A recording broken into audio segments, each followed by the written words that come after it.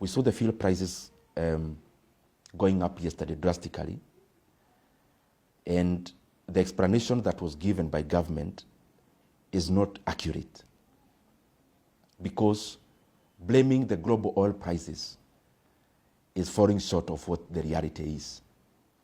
Because last year, for the last 1 year, the highest fuel prices we have seen were actually in June 17th of 2024.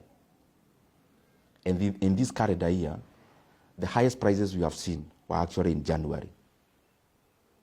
But having said that, it is important for us to know that out of what Kenyans pay at the pump in terms of fuel prices,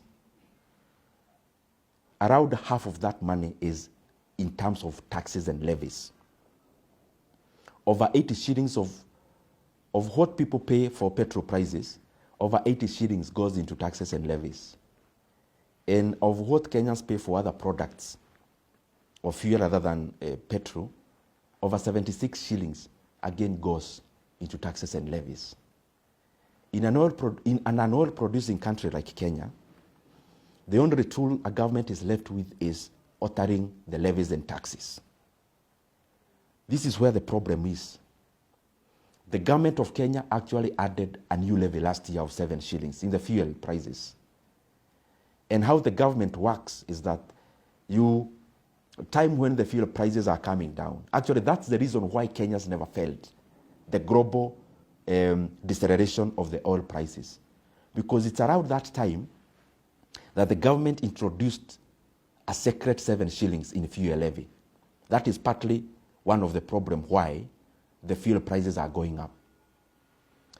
But the more unfortunate bit is that this year, the government has taken that 7 shillings, taken to the banks as security, and then they have taken a loan of 175 billion shillings. This money is not reflecting in the government books as a debt. And therefore, it can only pass as an illegal debt. Because whatever is not accounted for as a debt, then any other debt is illegal.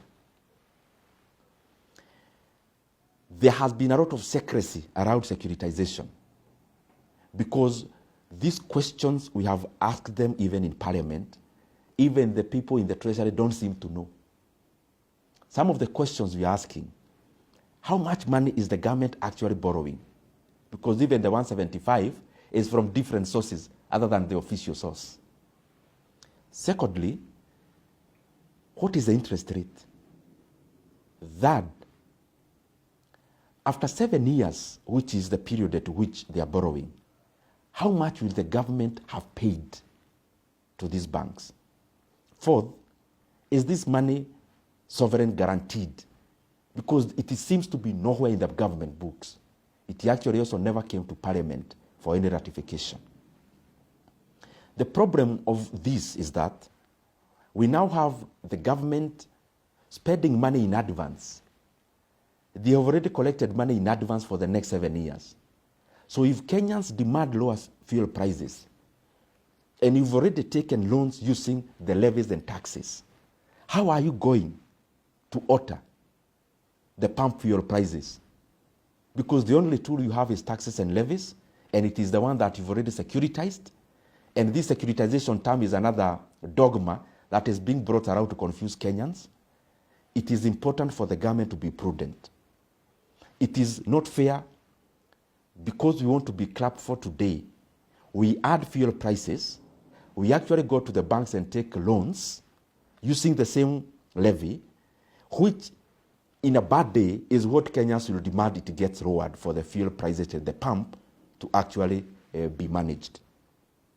The other thing I want to highlight is that beyond the people in the National Treasury who are clearly engaging in an illegality of borrowing money and hiding that borrowing, even the banks that are lending money using the securitization issue, they need to answer questions to their shareholders. This money you are lending, how is it secured? If the fuel levy in terms of what Kenyans pay is only created through a gazette notice by a memorandum from the cabinet secretary, What if another cabinet secretary gives the one that lowers the levies, which the banks are already holding as security for the loans? And lastly, in the affairs of financial management, you must never favor any of your creditors, because what basically you are doing is to open a floodgate. If you securitize fuel levy, like the one they are doing, the 7 shillings, they're in the process of doing another 5. Then what if now a Chinese lender comes and they want to securitize our VAT? And another one comes, a lender, they want to securitize our payee. What will be left for the government to do, the governments that are in power or that come to power? It is important for Kenyans to know that the explanation that was given in terms of fuel prices is actually not true. The truth is introduction of new levies, but more importantly, the illegal borrowings that are happening around fuel levy. The questions I'm asking, or the voice I am airing, it is just for the love of the country.